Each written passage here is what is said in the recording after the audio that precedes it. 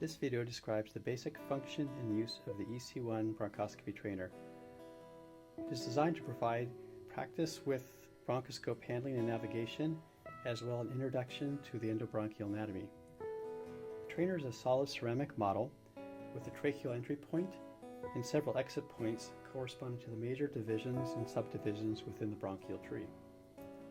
Due to the small sizes of some passages, this is best used with a very small intubating bronchoscope, and ideally one that you've used already on a patient and that you've cleaned up. That's totally acceptable to use on this model.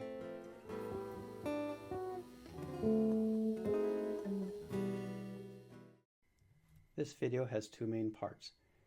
The first pertains to the handling of the bronchoscope and navigating through the bronchial tree. The second part is a tour within the bronchial tree, where we'll look inside the bronchial model and show the various structures and the different branch points as a way to help you understand the anatomy of the bronchial tree.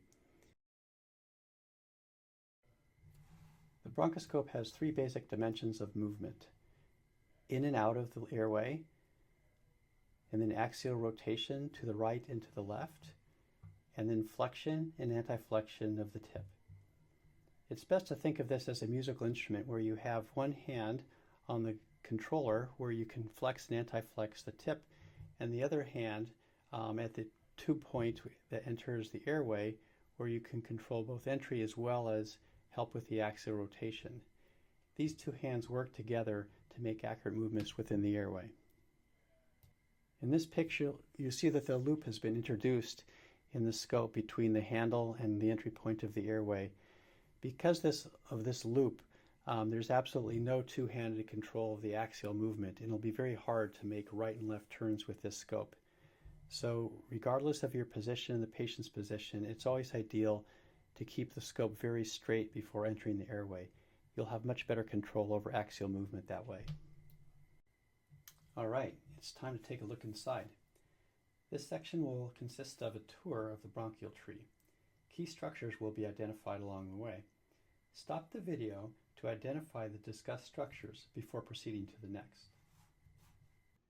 Okay, so we're going to go down the tracheal tube, and if properly oriented, your right main carina is going to be on the right and the left will be on the left.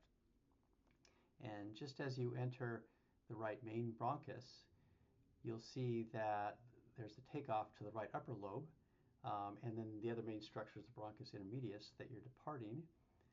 There are three segments in the right upper lobe. The apical is very hard to find on this model, so if you have a new scope and you're really skilled, you can find that and see if you can navigate out of it. But if not, there's plenty to do. There's subsegments of the posterior lobe that you can navigate and work on your navigation skills that way. So back in the bronchus intermedius, heading down, a few centimeters further down the right main bronchus, you see a pretty major division between the right lower lobe and the right middle lobe. And the right lower lobe has three main subsegments: a lateral, a posterior, and medial branch. And those are shown here and diagrammed. And so it's fun to try to navigate through some of these branches. One thing that you'll find very useful is always try to keep your scope centered within the airway when you're trying to navigate down different airways. If you find yourself getting kind of stuck against the bronchial wall, it's really hard to maintain perspective and to steer. But in this model, there are two different subsegments in both the posterior and the medial lobe. So go ahead and see if you can get the scope to enter those different airways. This is the lateral, and then here we have the posterior branch that has two subsegments that you can try to get the scope out of. So that's the right side. And now for the left side, we have two main lobes to explore here, and you'll find that heading down the left main bronchus, more like 4 centimeters distal to the carina, you'll see the left upper lobe takeoff. It's a lot deeper than what you found for the right. When you get into the left, there are three main divisions. Those are all kind of clumped together here. Typically, what you have is the lingual lobe not so much taken off as like a, tripart intersection, but in that area that's described with the black dashed lines.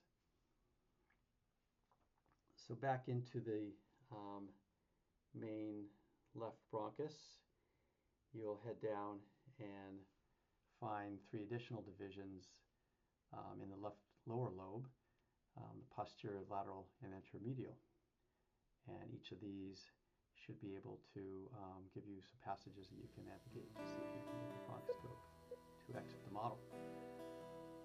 So, we hope you had fun with this. Stay tuned for additional models and updates, and keep practicing. That's how you get good at this. Thanks.